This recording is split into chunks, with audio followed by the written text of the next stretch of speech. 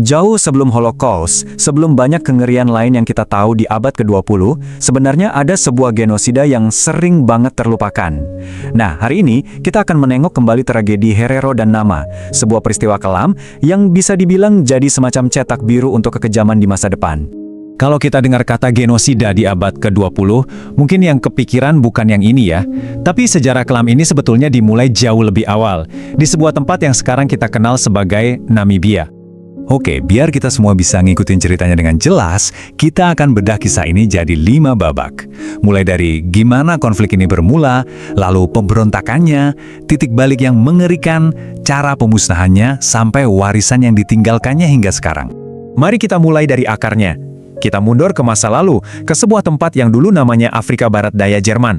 Wilayah ini sekarang adalah Namibia di masa-masa puncak kekuasaan Kekaisaran Jerman di awal abad ke-20. Jadi akar masalahnya itu simpel tapi fatal, perebutan tanah. Para pemukim dari Jerman datang dan ya mereka secara sistematis mengambil alih lahan-lahan subur milik suku Herero dan Nama. Buat masyarakat di sana, ini bukan cuma kehilangan properti loh. Ini artinya mereka kehilangan sumber kehidupan, budaya, dan seluruh cara hidup mereka. Tentu saja, ketegangan pun langsung memuncak. Ketegangan yang sudah menumpuk itu akhirnya meledak.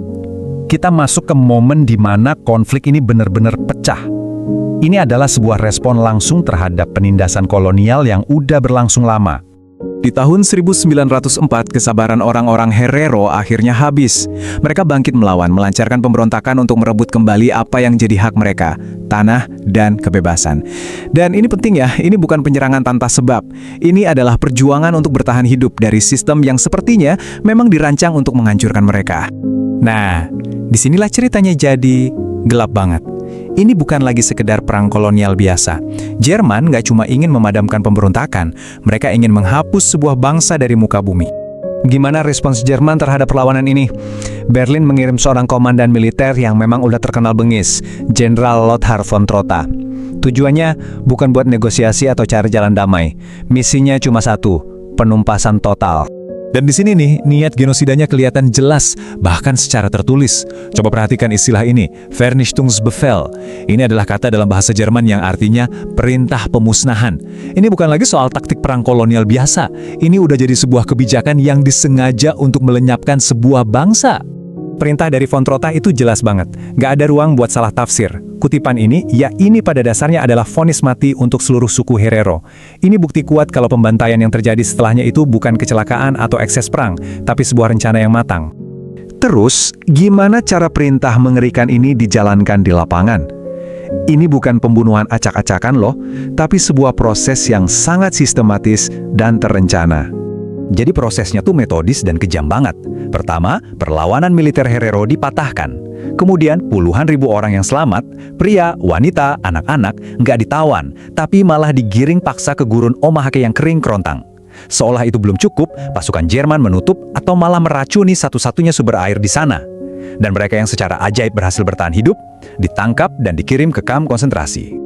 Dan dampaknya benar-benar mengerikan, seperti yang bisa kita lihat di sini. Populasi Herero yang tadinya sekitar 80.000 jiwa, anjlok jadi cuma 15.000. Bayangkan, gurun pasir itu secara efektif diubah menjadi kuburan massal bagi ribuan orang yang mati karena kehausan dan kelaparan. Dan tragedi ini nggak cuma menimpa suku Herero. Suku Nama yang juga ikut melawan kekuasaan Jerman mengalami nasib yang sama tragisnya. Diperkirakan 10.000 dari 20.000 populasi mereka juga tewas, entah karena kekerasan langsung atau karena kondisi brutal di kamp-kamp kerja paksa. Oke, sekarang kita maju ke zaman yang lebih modern dan lihat gimana kisah ini bergema sampai hari ini. Karena setelah semua kengerian itu, dunia seakan-akan diam 1000 bahasa selama hampir 100 tahun. Coba deh lihat rentang waktunya. Luar biasa kan?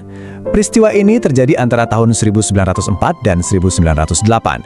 Tapi baru pada tahun 2021, lebih dari 100 tahun kemudian, Jerman akhirnya secara resmi mengakui tindakan mereka sebagai genosida. Ini benar-benar menggambarkan apa yang dimaksud dengan satu abad keheningan. Pengakuan ini datang bareng janji bantuan pembangunan dari Jerman untuk Namibia, nilainya miliaran euro.